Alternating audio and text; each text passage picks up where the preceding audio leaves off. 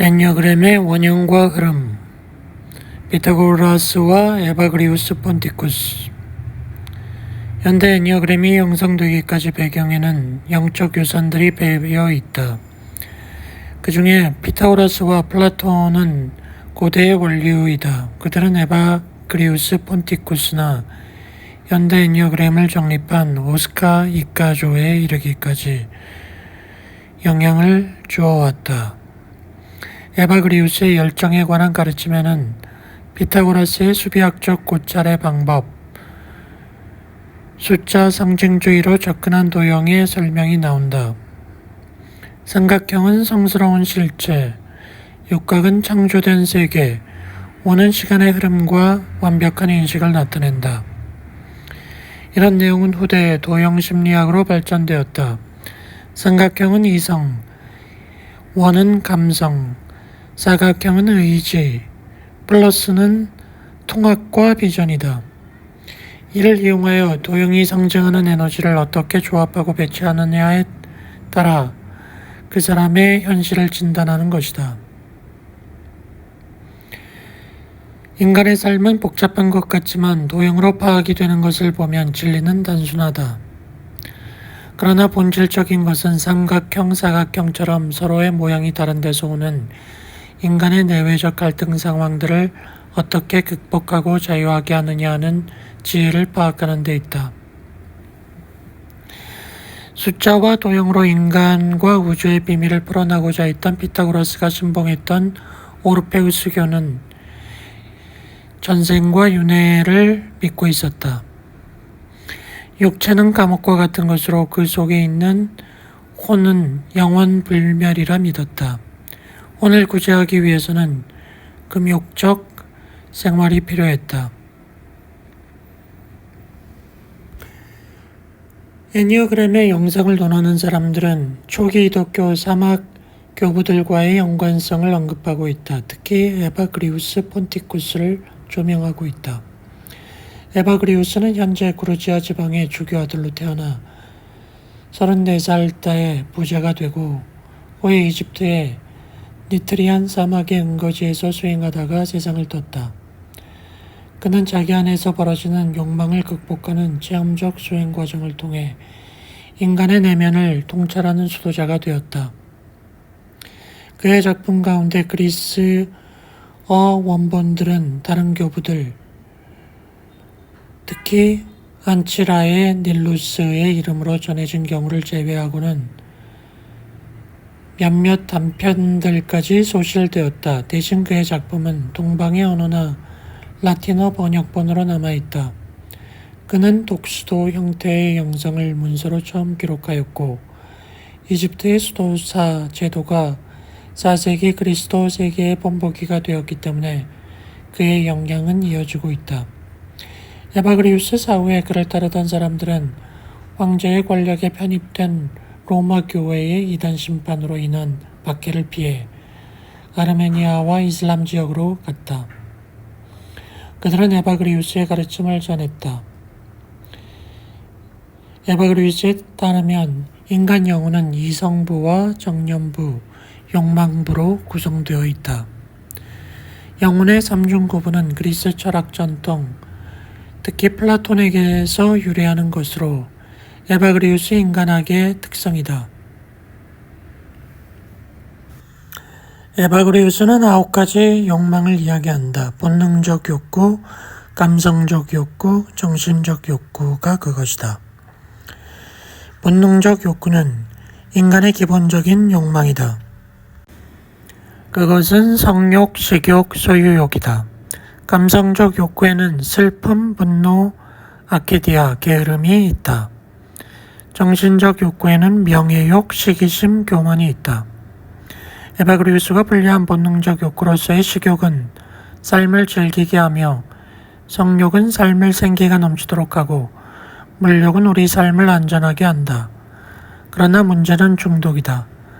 본능에 중독되면 식욕은 식탐이 되고 성욕은 방탕함이 되고 물욕은 소유욕이 된다. 본능에는 두려움이라는 공통점이 있다. 집착이란 걱정과 두려움을 피해가려고 하는 각자의 방식이다. 그러므로 두려움을 직시하는 것이 성격을 극복하는 관건이다. 감성적 욕구에는 슬픔, 분노, 게으름이 존재한다. 슬픔은 가슴에서 원하는 것을 얻지 못했을 때 느끼는 자신에 대한 연민이다.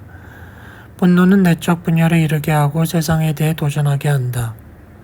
분노를 다스리지 못하면 내면의 공격성이 파괴적으로 분출된다. 게으름은 아케디아는 가장 위험한 감정이다. 지금 여기에 존재하는 능력의 결핍을 의미한다. 아키디아 상태의 사람은 현재를 끊임없이 과거화하기 때문에 미래에서 오는 현재를 맞이할 수 없다. 그들은 삶에 불만족으로 차있고 자신이 뭘 원하는지 알지 못한다. 본능적 욕구는 중독되느냐 자유롭게 되느냐가 관건이지만 감성적 욕구는 어떻게 조화를 이루느냐가 과제이다. 영적 욕구인 명예욕을 추구하는 사람은 다른 사람의 평가로만 살아간다. 이에 대한 좌절이 일어날 때 시기심이 발동한다. 시기심 속에서는 누구보다 더 많은 성취를 이뤄내고 싶은 욕구가 있다. 타인의 행복에 대해 시기가 발동하는 것은 자기 안에 악마의 눈이 떠지는 것이다. 교만은 자기의 진면목을 보기를 거부하게 한다. 교만한 사람은 나로서의 나는 없고 자신에 대한 이상적 이미지만을 가지고 있다. 왜곡된 인간의 욕구를 벗어나는 데는 정화의 길, 깨달음의 길, 일치의 길이 있다. 인간은 빛과 어둠의 양면성에서 지혜를 얻을 줄 알아야 한다. 슬픔은 자신이 성취하지 못한 데서 오는 좌절로서의 슬픔과 자기의 부족을 깨닫는 데서 오는 비애와는 구분된다. 후자는 긍정적인 것으로서 자신이 완벽하지 않음을 인정하는 것이다. 비애, 트라우를 통해서 인간은 자기의 본질적 능력을 만나게 된다. 자기의 부족을 볼 수 있는 눈이 먼 사람은 자기에 대해서 슬퍼할 수 없다. 그는 경직된다. 이런 관점에서 9가지 본능적 욕구는 긍정적으로 사용하면 인간 영혼의 정화에 도움을 준다. 중요한 것은 9가지 욕망을 회피하지 않고 그것을 직면하는 것이다. 에바그리우스는 이것들을 잘 다스리기 위해서는 유머가 필요하다고 한다. 막다른 상황에서도 유연하게 유머를 말하고 웃을 수 있는 사람은 관조하는 사람이다. 에바그리우스는 건강한 인간의 영적 상태를 아파테이아, 평정이라고 했다. 그가 강조한 아파테이아는 그에게 수도 생활의 목적이다. 이를 위해 수도자는 번뇌에 대한 투쟁을 해야 한다. 먼저 히시키아, 즉 내적, 외적 안식을 찾아야 한다. 다급한 상황에서도 숨을 깊이 마시고 대상과 일들을 바라보는 여유가 있어야 한다. 그가 강조한 아파테이아란 영적인 길의 대부분이 피안의 세계에 대한 초월적 경험이 아니라 자기 몸과 감정의 흐름을 순간순간 파악하는 데 있는 것이다. 아파테이아 상태에서는 마음이 분리되어 서로 싸우지 않고 한 마음의 상태를 유지한다. 이 마음이 신을 볼 수 있는 마음이다. 수없이 스쳐 지나가는 것이 생각이지만 어떤 생각이 사람의 마음을 사로잡으면 그것은 죽음에 이르기도 한다. 인간의 불행은 생각과 감정과 행동을 나로 아는 동일시에 있다. 그래서 노예로 사는 것이다. 그것들과의 분리가 일어나지 않으면 인간은 망하게 된다. 그 의식권에서는 영성을 말할 수도 없다. 생각과 감정에 매이지 않고 깨어있는 의식으로 잘 맞이하고 잘 보내주면 마음은 아파테이아를 누릴 수 있다. 부동심을 누릴 수 있다.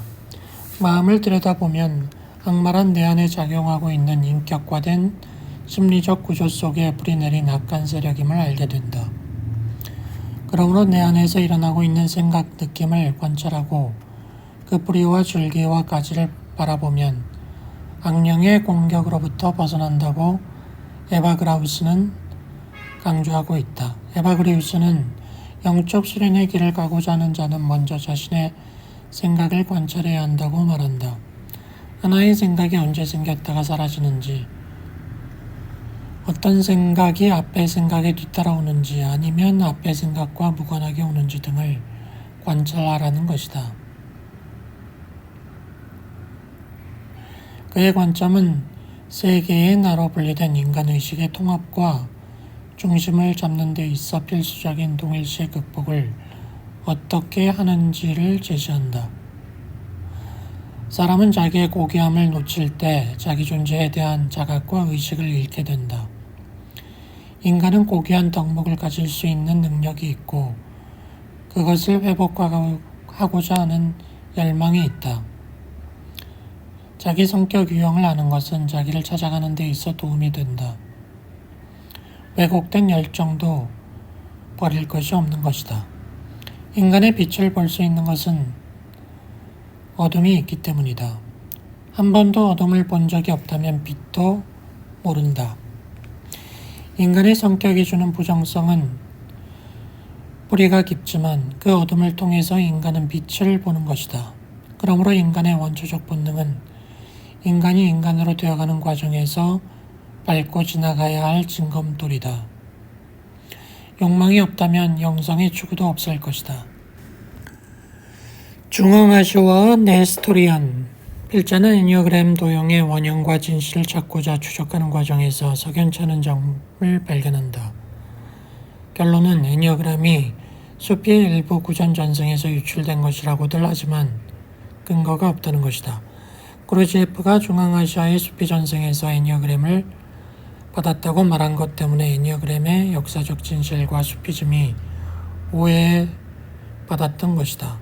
터키와 중앙아시아의 수피는 천년의 기독교 전통을 가졌던 동로마 비잔틴 제국의 영역과 중앙아시아의 네스토리안 전통의 영향과 관련이 있다.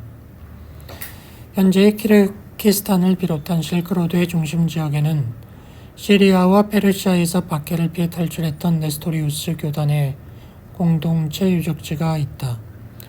중앙아시아가 이슬람화되기 전까지는 중국의 영토였다는 사실과 중앙아시아가 네스토리안들의 중심 무대였다는 것을 알아야 한다. 네스토리안이란 콘스탄티노플의 대주교로 재직했던 네스토리우스를 따르는 사람이다. 네스토리우스는 예수의 신인설, 성모 마리아의 신모설을 부정하였다. 때문에 당시에는 이단이 되었지만 현대에 와서는 역사의 발걸음을 앞선 사람이라고 평가받는다. 그를 따르던 교파는 박해를 피해 페르시아 영내로 들어가지만 로마와 적대적이었던 페르시아에 의해 수많은 사람들이 죽임을 당한다. 이런 환경 때문에 시리아와 페르시아에 근거를 둔 네스토리안들은 몽골 제국 시대의 동서를 연결하는 교역로였던 실크로드와 좋은 길을 따라 아시아의 동부와 북부 중국으로 이동하며 선교 활동을 했다. 635년 네스토리안들에 의해 중국에 전래된 기독교를 경교라 하는데 경교는 중국에서 중요한 종교가 되었다. 경교를 비롯한 네스토리안 선교 활동에 있어서 주목할 만한 것은 그들의 포용적 태도이다. 그들의 열정과 포용적 방식에 의해 6세기에서 14세기까지 기독교는 아시아 전역에 퍼져 있었다. 특히 몽골 제국 시대에 중앙아시아에서는 기독교가 교세를 확보하고 있었다. 이런 종교 바탕을 전제하고 중앙아시아에 있어서 부대의 수피를 말해야 할 것이다. 서방교회는 정치 권력과 교회가 하나였기 때문에 신학과 교리의 힘을 빌려 정적을 제거하는 투쟁이 많았다. 반면 동방교회인 네스토리우스파는 서방교회 중심의 기독교사에 밀려 소외되어 있었다. 그러나 그들은 교리 논쟁으로 인한 분열 없이 공동체적 삶과 이방민족을 섬겼던 것이다. 필자는 유네스코에 의해 발굴된 키르기스탄 네스토리안 공동체 유적지를 보면서 그들의 수도원적 삶과 생활을 짐작할 수 있었다. 그들은 고난의 여정을 전전한 사람들로서 타민족과 그들의 문화를 존경하며 현지어로 성경을 번역하여 활동을 하였다. 이런 면모는 진정한 화해와 평화의 길을 지향했던 라몬 룰의 사상과 통한다. 그들의 수도원적 영성은 중앙아시아 이론에서 이슬람의 열정적 순회 전도서라고 볼 수 있는 수피들에게 전승된 것이다. 비록 16세기 후반에 이르러 중앙아시아의 네스토리안 교회는 몰락하지만 고대의 사막 교부들과 라몬 룰을 비롯한 그리스도인의 수행과 사상은 중앙아시아의 실크로드를 장악하고 동서양 문물과 영성 문화의 통로 역할을 했던 네스토리안들에 의해 인간 이해와 영적 수련의 방편으로 활용되었던 것이다. 2장 애니어그램 도형의 완성. 역사에 나타난 애니어그램 도형은 라몬 룰에 의해 완성된다. 프란치스코 수도사였던 라몬 룰은 치밀한 논리적 배경으로 세계의 삼각형과 전체가 추구해야 할 지향점을 담은 도형을 그려내었다. 고대 자료 중에서 애니어그램 도형이 확실한 원형이 되는 것은 라몬 룰의 도형이다. 그는 현대 애니어그램의 성격 이론과는 다른 차원을 말하고 있지만 기본이 되고 있다. 그는 생각과 신념이 서로 다른 사람들이 어떻게 다름을 이해하고 하나됨을 지향하는지에 대해서 지혜를 말했다. 한 하나님을 믿으면서도 종교적 갈등을 보여온 유대교, 기독교, 이슬람의 경계를 뛰어넘어 평화를 공유할 수 있는 성숙한 길을 인류에게 제시하고자 하는 것이다. 라몬 룰은 1232년 마요르카, 항구 팔마에서 태어났다. 그의 섬 마요르카는 지중해의 섬으로 번창했던 중심지였고 유대교와 그리스도교 그리고 이슬람교가 만나는 곳이었다. 그가 태어났을 당시는 200년간 계속된 십자군 전쟁으로 이슬람교와 기독교의 대화는 단절되었다. 이러한 변화의 중심에서 살았던 그는 자신을 시대의 대표자로 여겼다. 라몬 룰은 왕의 시종으로 들어가 왕자를 교육하는 책임을 맡았다. 아랍어를 공부했던 그는 라틴어보다 아랍어를 더 잘했다. 그의 무어족 아라비아 선생은 삼위일체와 육화를 반대했던 사람이었다. 이에 대해 그는 무슬림의 저승론을 전응한 것이라 비판했다. 자기 종교를 모욕받았다고 느낀 아라비아 선생은 그를 죽이려 하였다. 하지만 룰은 선생을 제압하여 가두었다. 그동안 그 선생은 목을 메어 죽었다. 이 사건을 통하여 룰은 폭력은 폭력을 낳을 수밖에 없다는 것을 체험한다. 폭력을 통한 개정으로는 종교 간의 대화가 이루어질 수 없다. 이런 체험 위에서 룰은 당시에 놀라운 생각을 갖게 되었다. 비신자끼리도 폭력과 강압이 아니라 대화를 통해 얻어지는 것이 있는데 그 전제 조건은 교리가 다르다 해도 우정을 가져야 한다는 것이다. 인류의 역사는 다르다는 이유만으로 공격을 해왔다. 다른 것을 틀린 것으로 규정하면서 무시해온 야만의 역사 속에서도 룰은 저서에 자기의 생각을 담았다.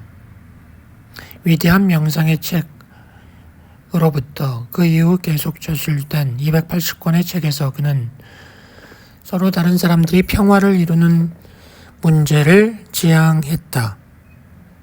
대표 저서인 이방인과 새 현자들에 관한 책에서는 종교 간의 대화 방법을 다루었다. 유대교, 그리스도교, 이슬람교를 대표하는 3명의 현자들과 1명의 이방인이 모여 대화하는 모습을 보여주고 있다. 현자들은 각자가 자기 종교를 설명하지만 이방인을 자기 편으로 개종시키려 하지 않고 그가 어떤 종교를 택할 것인지에 대해서도 알려하지 않는다. 그들은 서로 다르지만 모두 하나의 믿음을 알 때까지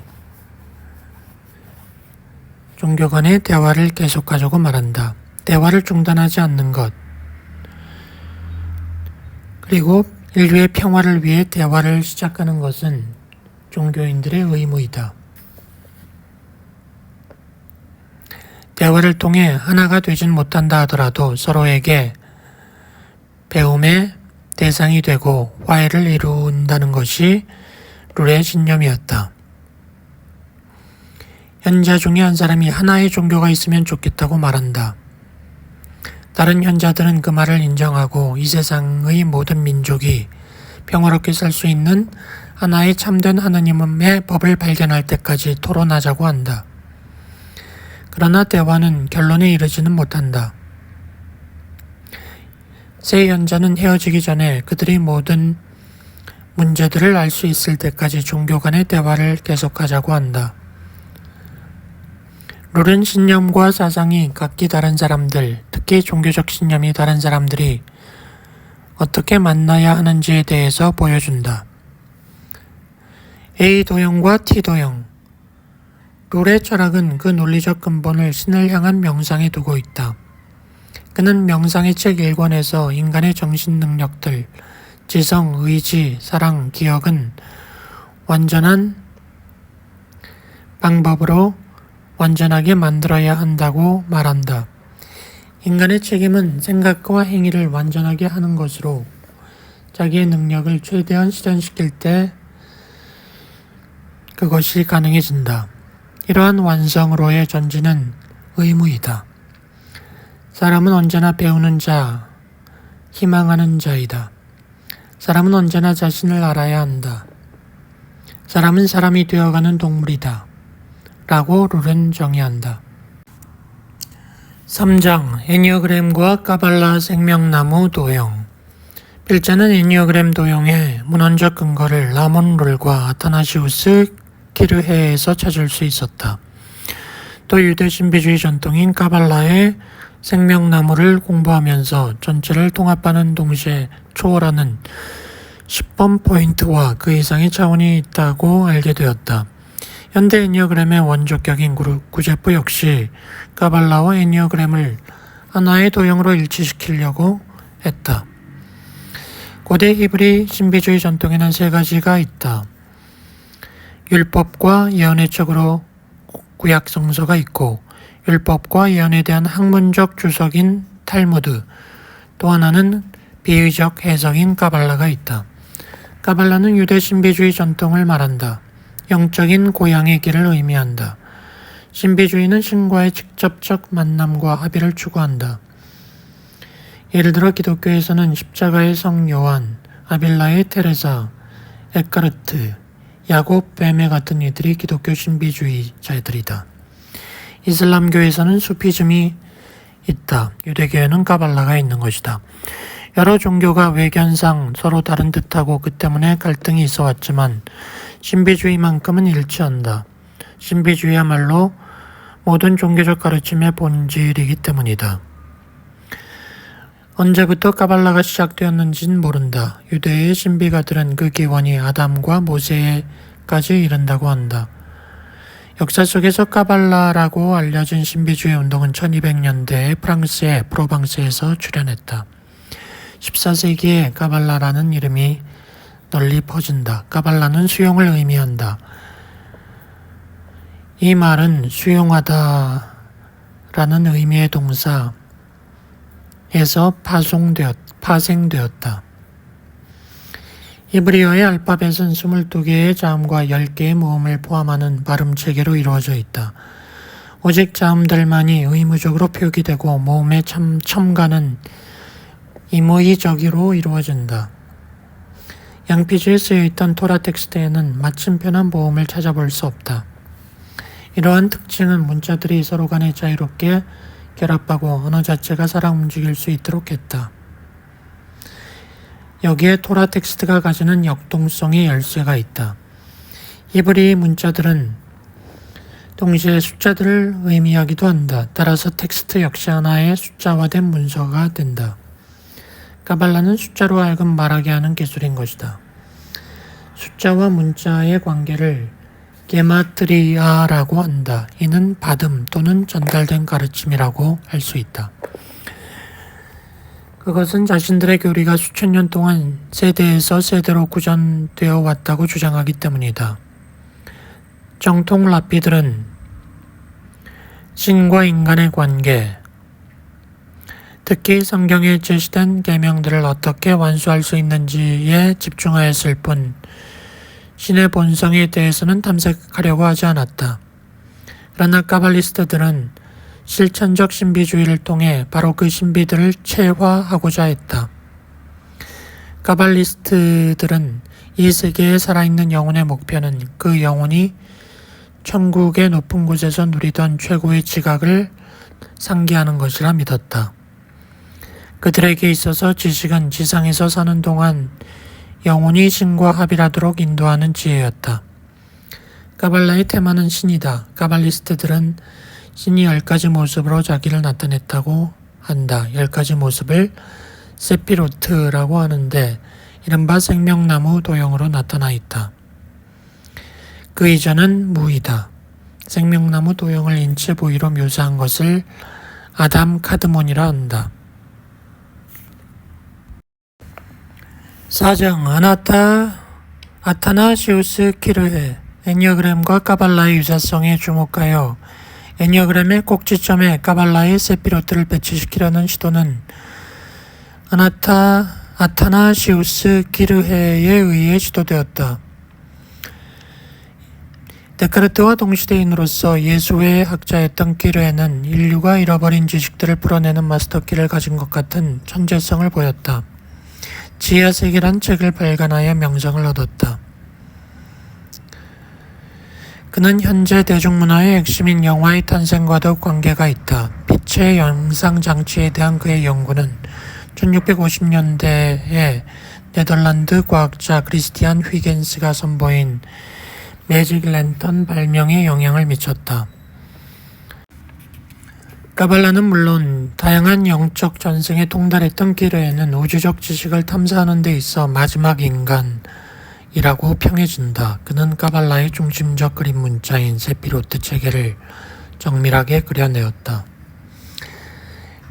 키르헤는 바벨탑과 노아의 방주에서부터 수많은 비전에 이르기까지 광범한 분야의 도형을 그려내었다.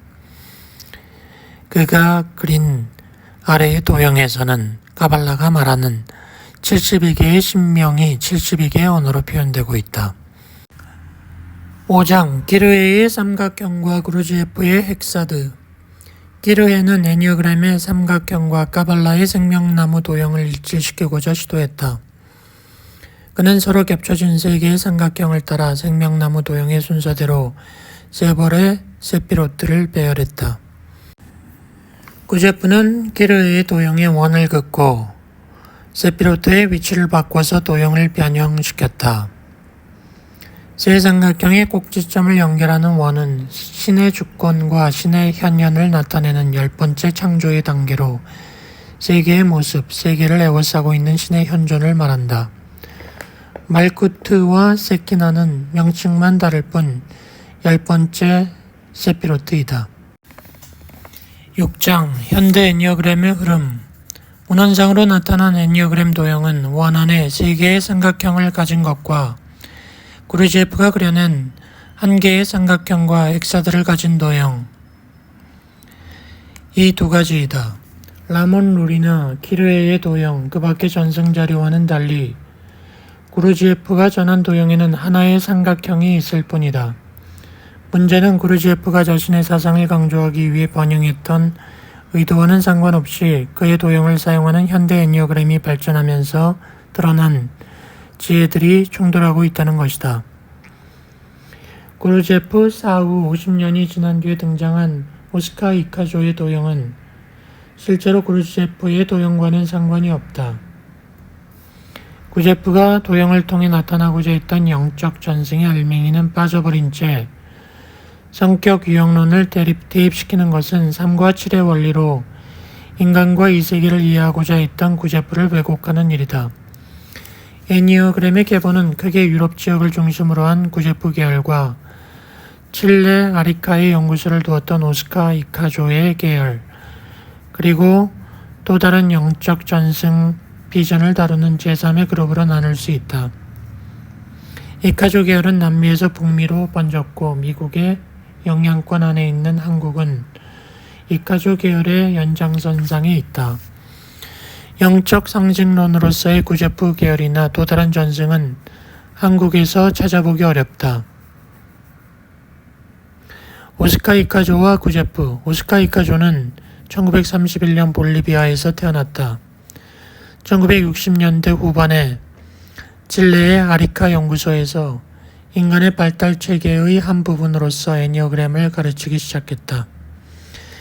이카조는 고착과 일정이라는 용어로 인간의 성격 특성을 구분지었다. 인간이 자기의 특정한 취약점을 감추기 위한 방법으로 만들어낸 정신적 이미지를 고착이라 한다면, 열정은 잃어버린 본질적 원소를 보상하기 위해 발생하는 정서적 특성이다. 고착과 열정은 인간을 사소한 것들에 묶여 살게 한다. 매 순간 계속해서 흘러야 할 삶이 고정된다는 것은 비극이다. 이카조는 애니어그램 상징을 9 유형과 관련지어 설명하였다. 이때 그는 구르지에프의 애니어그램 상징과 동일한 도형을 사용하여 가르쳤으나 그저 유형의 설명으로만 활용하고 상징이 함축된 의미나 법칙은 언급하지 않았다. 이러한 영향으로 현대 애니어그램에서는 구제프에 의해 소개되고 가르쳐졌을 상징적 의미가 묵살되었다.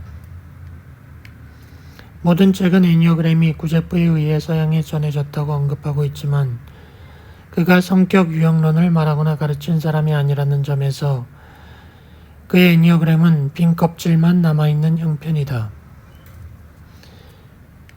구제프는 인간 유형론을 말했지 성격 유형론을 말한 게 아니다. 그는 7차원으로 인간의 의식 수준을 구분하였다. 보통 사람들을 본능적 인간 1번, 감정적 인간 2번, 사고하는 인간 3번으로 구분하였는데 1번에서 3번까지 인간은 환경으로부터 주어지는 자극에 기계처럼 반응한다. 구제프의 수련의 목적은 이런 수준에서 탈출하여 4번 인간에서 7번 차원까지 가는 것이다. 자기 초월이란 그가 강조하는 바처럼 육체 단계에서 본성의 단계로 그리고 영성의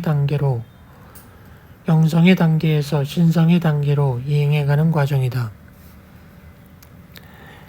구제프는 지구에 거주하는 인간의 의식이 심리학의 대상조차 되지 못하며 기계 수준에 있음을 지적했다.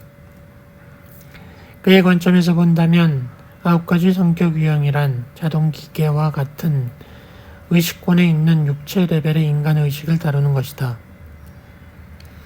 이카조는 자기의 성격 유형론 체계를 애니어곤으로 구분하여 불렀고 다른 학자가 자신의 애니어곤을 연구하고 발전시키는 것조차 반대했다. 애니어곤 유형론은 이카조 자신이 개발한 것이며 구제프에서 전수받은 게 아니라고 그는 주장했다.